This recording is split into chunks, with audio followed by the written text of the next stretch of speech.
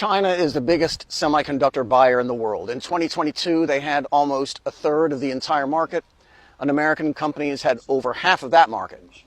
It was just a license to print money for U.S. tech companies. China was just a giant source of giant customers and revenues and profits, and now that's all over.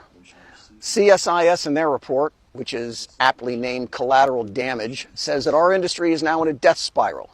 U.S. companies are losing revenue, which means less profits, which means less research and development spending, which means less competitiveness and revenues going forward. All that would be bad enough on its own, but China didn't take any of this lying down either. They quickly scaled up their own semiconductor manufacturing and pushed back against the U.S. companies that have a big market here, but where there are now Chinese companies who can make the same chips. Micron failed a cybersecurity review, which industry insiders kind of assume was in response to the U.S. restrictions, which then hit Micron sales by 49% in 2023. China also shut down a merger between Intel and Tower Semiconductor, that's an Israeli company, by simply running out the clock on the regulatory approval. Both Intel and Tower do a lot of business in China, so Chinese regulators had to approve the merger, and the regulators here just ignored it. And after 18 months, the companies just gave up.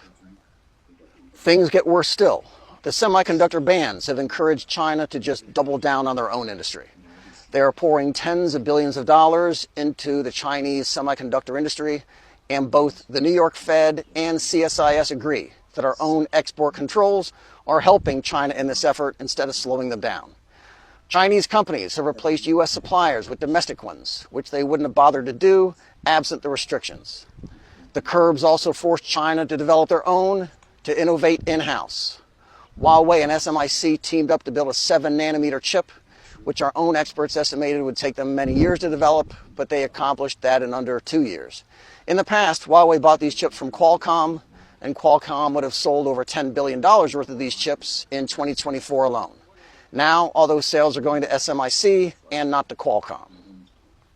The report from the Center for Strategic and International Studies concludes here with this fantasy. The report from the New York Fed and their own research already shows that our own companies are losing tens of billions of dollars every single year. And their advice here is that we need to consider carefully how to convince companies in friendly countries to do the same. ASML, for example, is a Dutch company, and they're already pushing back against the United States because we want them to restrict further their sales of chip-making equipment to China. The CSIS is saying that we need to figure out ways to entice these countries to join our export control regimes. Imagine a technology company in Japan or Korea or Europe, and they have sales offices in China because this is their most important market.